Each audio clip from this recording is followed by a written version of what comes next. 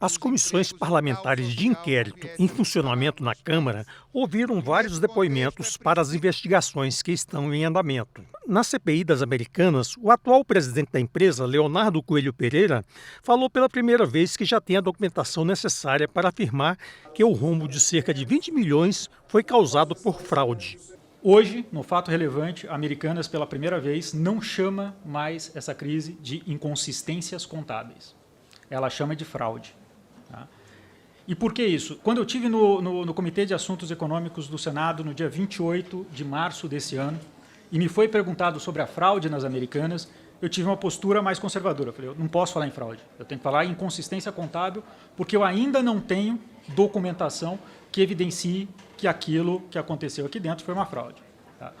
Hoje, essa documentação já existe e eu queria dividir parte dessa documentação, nesse momento, parte dessa documentação com os senhores. O presidente da CPI da Americanas, deputado Agostinho Ribeiro, do Republicanos de Sergipe, disse que o depoimento foi importante, mas a investigação continua. A partir de agora, os trabalhos aqui na CPI eles tomam um rumo mais concreto.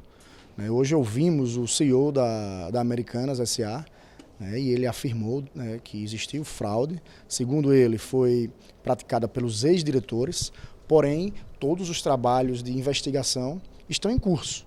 E é essa comissão que irá, através dos seus membros, buscar a verdade dos fatos. A deputada Fernanda Melchiona, do PSOL do Rio Grande do Sul, diz que a CPI das Americanas deve investigar mais a fundo a responsabilidade dos maiores acionistas da empresa. Há uma tentativa de blindar o trio que comanda a 3G, que é um trio dos grandes ou dos maiores bilionários do país. Nós estamos falando de uma fortuna entre os três, o Lehman, o Sucupira e o Teles, de 180 bilhões de reais e uma prática nociva, agressiva, de baixos salários, violação de direitos dos trabalhadores e grandes salários para os CEOs, mas também outras fraudes aplicadas em outras empresas. A CPI do MST ouviu o agrônomo Francisco Graziano. Ex-presidente do INCRA, Graziano apresentou dados que, na sua opinião, mostram o baixo retorno do dinheiro público investido nos assentamentos de reforma agrária no país. Se supor que 30%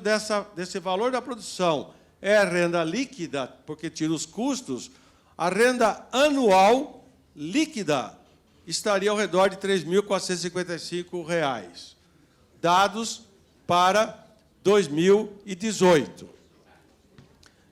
o que daria R$ 288 por mês. É uma atuação política onerosa com resultados não necessariamente virtuosos. Para o relator da CPI, deputado Ricardo Salles, do PL de São Paulo, esses dados mostram a inviabilidade do modelo de reforma agrária defendido pelo MST. Nós estamos gastando dinheiro, energia, uma série de instabilidades ao direito de propriedade, para que o resultado final seja 1/5 do que a remuneração de poupança traz a essas pessoas. Não faz o menor sentido do ponto de vista de política pública.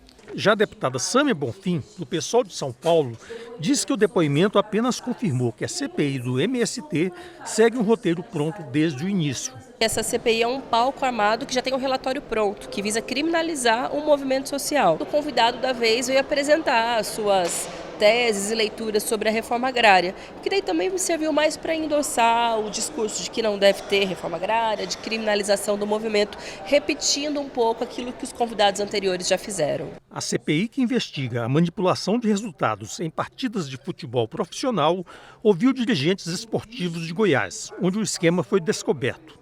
O presidente da CPI, deputado Júlio Arcoverde, do PP do Piauí, falou sobre os resultados da audiência pública. A gente acabou de concluir toda aquela oitiva que a gente precisava ter como ponto inicial da CPI, que era a denúncia da Operação Penalidade Máxima do Estado de Goiás. Estamos tentando trazer um dos jogadores denunciados denunciados e que foi banido pelo STJD, o jogador Romário. A CPI, que investiga o uso de criptomoedas em esquemas de pirâmides financeiras, foi instalada com a eleição para presidente do deputado Áureo Ribeiro, do Solidariedade do Rio de Janeiro.